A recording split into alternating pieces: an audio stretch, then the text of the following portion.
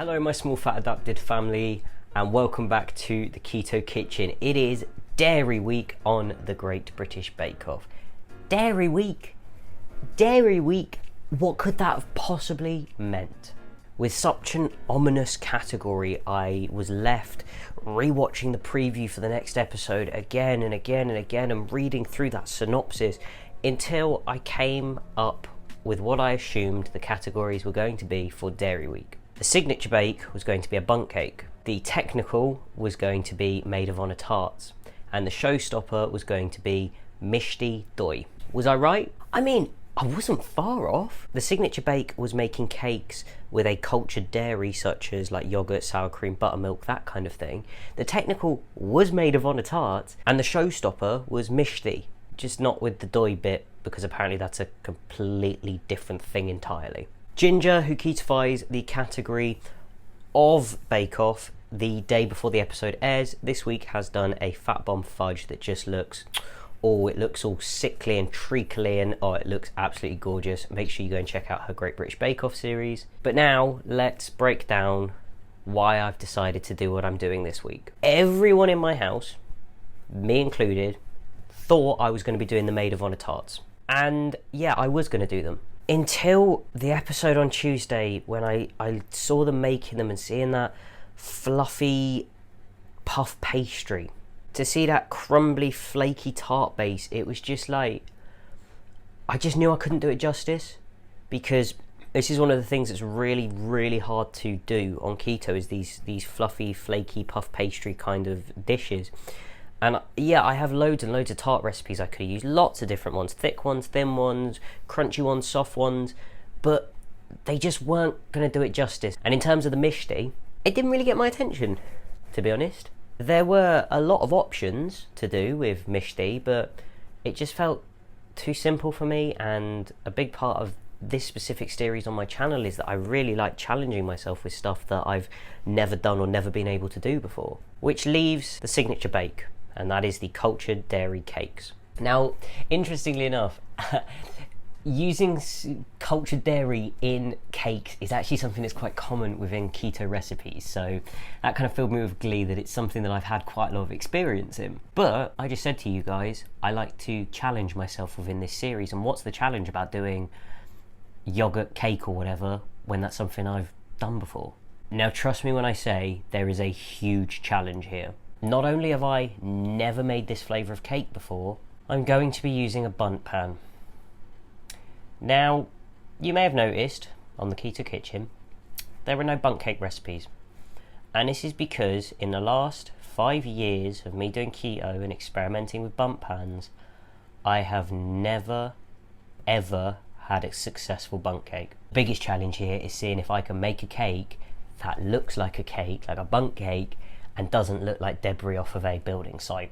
So for week 4 of the Great British Bake Off, I will be ketofying Phil's Trucking Lovely Rose Cake.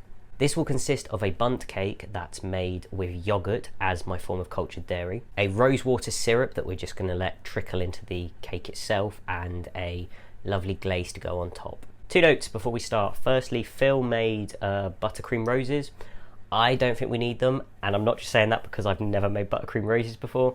I just think it would just add a little bit too much sickly sweetness to this. And the second note, as always, I have written this recipe within the last 12 hours of recording this. So I watch the episode on Tuesday, I work that evening at a recipe, and then I record it on Wednesday. So I have not had time to try this recipe. This right here will be my one and only attempt at doing so, and if it fails, you get to see that on camera. So let's get cooking. For the cake, you will need 3 large eggs, a cup or 225 grams of Greek yogurt. I'm using Farge's 5%. Quarter of a cup of sweetener. I'm using erythritol. Quarter of a teaspoon of rosewater.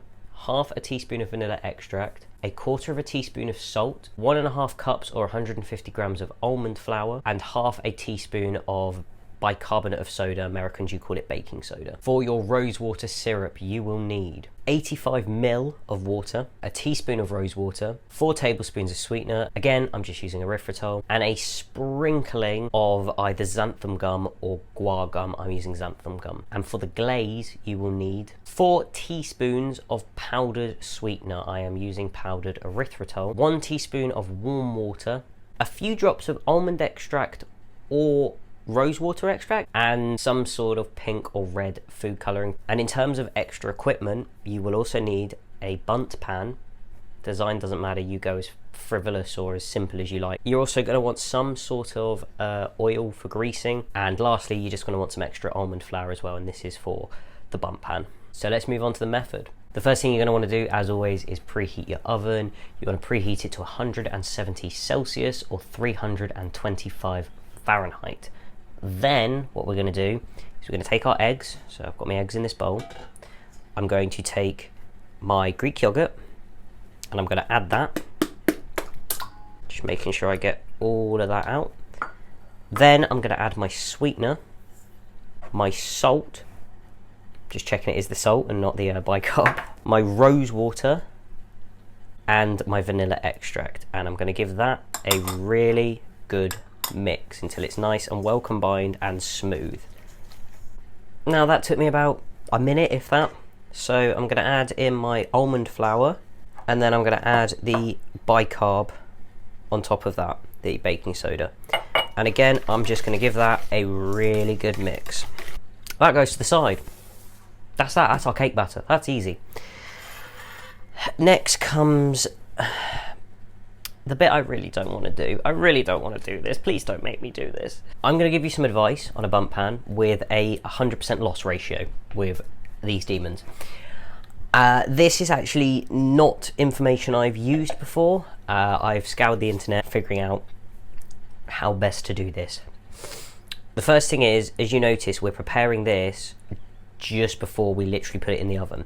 And the reason for that is that the problem is the oils and the stuff you use, if they're left at room temperature while you're doing other stuff, they sink down and then you lose some of that stick. I'm a little bit nervous about my Bundt Pan anyway because it's covered in scratches, which means it's probably not non-stick anymore, and it's probably covered in scratches from me not being able to get the thing out and scratching down the side aggressively. What we're going to do is take your oil, coconut, avocado or olive oil, or shortening or lard. The reason we don't use butter is because when we use butter, it has a habit in the oven of burning and then sticking to the side, so it sticks your batter to the bun and you can't get it off. And with my coconut oil spray, I'm going to give it a crazy amount of coating, you know, making sure I get all up the neck and in every little crease and crevice of my Bundt Pan. Now I'm going to get my almond flour, and we're using almond flour because I watched a video of somebody that had done lots of different tests of coating their Bundt Pan with flour, and actually this is high carb, making just a standard cake. It was actually the almond flour one that did the best. So I'm putting a really big coating in the bottom. I'm going to coat the top of that, and to spread that almond mixture all over, I'm just going to give it a really good shake. I'm just going to pour out any of that almond flour that didn't stick. Then I'm just going to take my cake and evenly pour that batter into my Bundt. And then that goes in the oven for 25 to 30 minutes. I'm going to check on it at 25 minutes. And you'll know when it's done when you stick a toothpick in that center of the ring and it comes out clean, so it doesn't have any like batter or anything on it. So it's been about 23 minutes I think, and I've just skewered it, and it's ready now to come out of the oven. So what I'm going to do is I'm going to take a blunt knife while it's still, you know, boiling hot in a pan, and I'm just going to work at those edges a little bit. So all I'm going to do now that I've sort of loosened the edges a little bit is I'm going to leave that for 10 minutes facing this way up, facing the right way up, and then after 10 minutes I will flip it and just leave it resting here for 5 minutes before I even try and remove it from the Bundt Pan or anything. It's been 15 minutes, 10 minutes the right way up, 5 minutes this way up. So I'm going to just take a flat surface of any cutlery. I'm using a wooden spoon. I'm just going to tap it. Now, providing I've done this right, I should lift this and there should be a bundt cake underneath. I'm so nervous.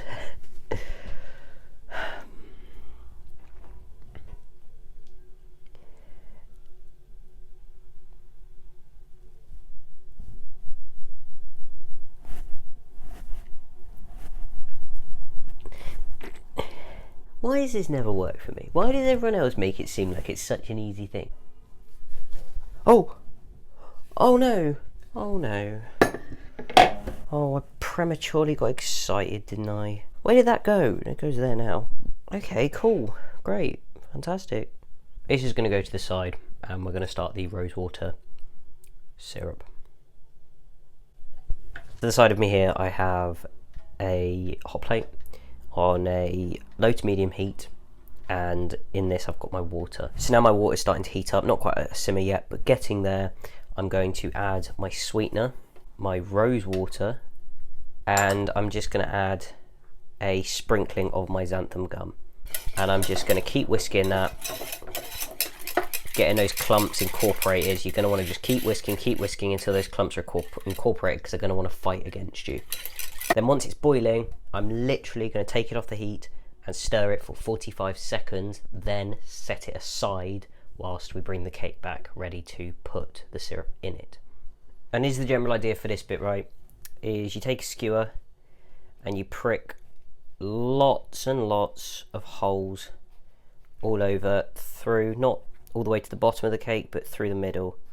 Prick lots and lots of holes all the way around with your skewer. Right, so then you take your syrup and just very, very gently pour it over your cake. You actually probably only need about half of the syrup ingredients I said, because this is a lot of syrup. I'm going to set it aside again and we'll start on the glaze. The thing with the glaze is that I said use a teaspoon of water that obviously you put in your powdered sweetener, and you add your little bit of extract in your food dye, and that does the job for you. But because I have so much of this syrup left, instead of using the water, I'm actually going to mix it with a little bit of this syrup and see what happens. So probably about a teaspoon of this, because this could just be too goopy and, you know, not work at all, but it's worth trying. So then if I add my little bit of almond, and with the almond, oh, I literally want to dash, I don't want to mess this up. I'm going to add some of my colouring, sorry. It's thick enough that it won't just pour down the sides immediately and not leave us with a nice decoration, because that's going to need a nice decoration. We will basically take our icing, and the way I'm going to do it is as it starts to trickle, if it wants to start to trickle, oh my god, okay, that isn't the way I was going to do it at all. That is a beautiful looking bundt cake. So why the hell does mine not look like that? Why does mine look like this? Presentation wise, I think my 8-year-old niece could have done better. But I'm not bothered about the presentation. I just want to know how it tastes. Where do I even cut it? What is this decoration I've done? It wasn't meant to be like that. It was meant to be all lovely and swishy around the whole thing, and I've just done lumps. I'm just going to take a little square like that. Like that. And we'll have a try of that. It's lovely and soft, I guess. It's a bit sticky. The keto version of Phil's Truckin' Lovely Rose Cake. It's flavourable. But then again, so is like charcoal if you're really hungry. Right, don't get me wrong, I like it, but not as a rose bundt cake. If that was like in the form of like egg toast, it would be really nice. It does taste a little bit like it could probably do with another like 30 minutes in the oven. You can't really taste any rose. It's moist, too moist. It fell apart. Week 4 would be the end of my Great British Bake Off journey if I gave them that. Oh, you know what's even more upsetting? I bought from Waitrose, which is quite a fancy shop, rose petals, edible rose petals, and it took me like 45 minutes of travelling around to be able to find these. Maybe they're the pièce de résistance that this cake needs to not be a flaming hot mess. Oh yeah, look at that. Oh, that's Michelin star, that. Oh, just it cost me £2. Yeah. Oh, just adding roses. Yeah. Oh, look at that. Let's have a close up through here. Oh, lovely. How fancy. You know that like foam, that you can buy like foam flowers to put in your bath? They taste like that. This serves 8. It's 173 calories, 14 grams of fat, 9 grams of protein, and about a net carb per serving. So despite the fact I'd probably be out in a competition, I will see you next week for something even more ominous, and that's the Roaring 20s. With that being said, that is all for this video. Leave a like if you found it interesting, insightful, and not helpful. Subscribe if you're inclined. Any questions, any comments, any queries, anything down below. Keep calm, keto on. Thanks for watching.